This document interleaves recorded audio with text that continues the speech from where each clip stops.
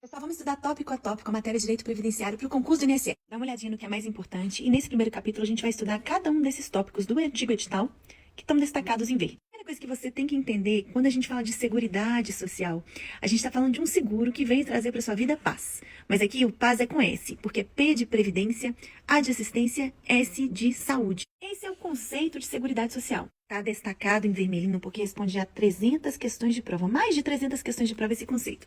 Seguridade social é um gênero, no qual são espécies saúde, previdência e assistência social. Sendo que saúde, gente, é concedido para todos. Previdência social é concedido para quem contribui.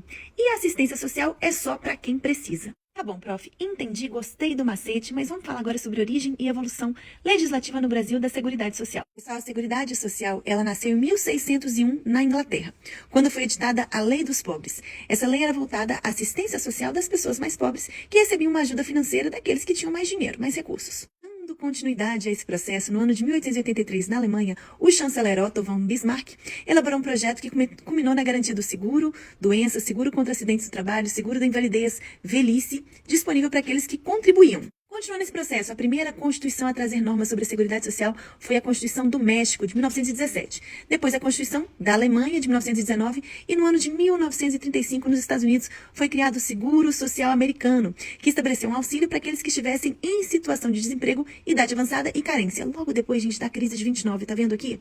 Em 1942, na Inglaterra, foi elaborado um sistema mais amplo dos que já vistos até então, nos quais os beneficiários eram todos os cidadãos e não apenas os contribuintes. Entendi, prof. Quando eu falo de seguridade social, a palavra seguridade me remete à segurança. E os cidadãos se sentem seguros sabendo que eles têm assegurado o direito de saúde, assistência e previdência. Então a Seguridade, gente, veio trazer para você paz.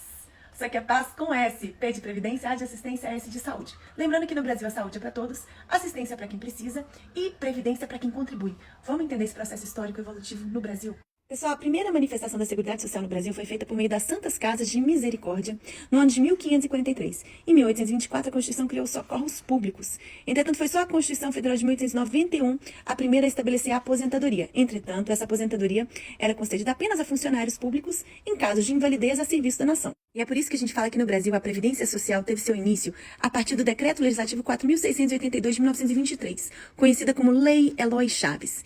Gente, Eloy Chaves era um deputado federal que articulou junto às companhias ferroviárias a criação das CAPES, Caixa de Aposentadoria e Pensões. Como o próprio nome já diz, eram feitas caixas de aposentadoria para aqueles que trabalhavam no setor de estradas de ferro.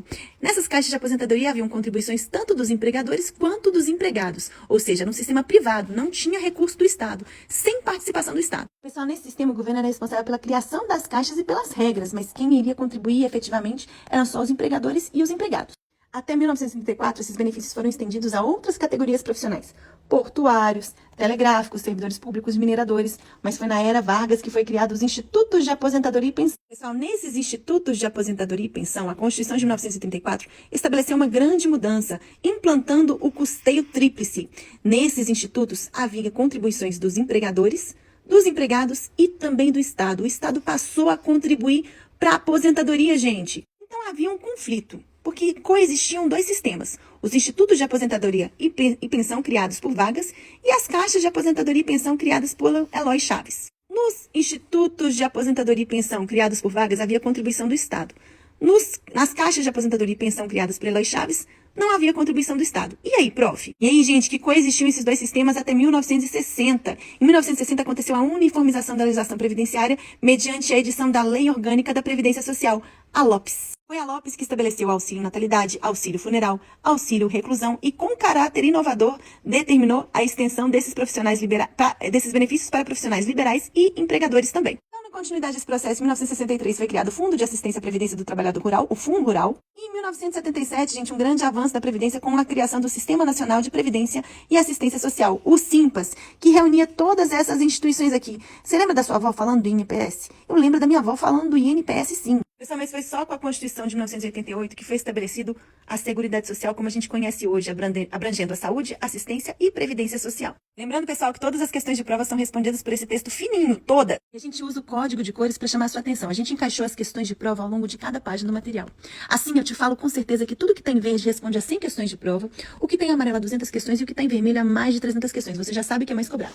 Leu essa página, aproxima o seu lado do QR Code de questões, responda as questões de prova que são respondidas pelo conteúdo dessa página. Tá bom, prof, continua falando pra gente da Constituição Federal de 88. Gente, nesse momento é estabelecida uma previdência como a gente conhece hoje, mantendo seu aspecto de arrecadação de recursos oriundo do Estado, sociedade, empregadores e empregados. Todo mundo financia a Seguridade Social no Brasil.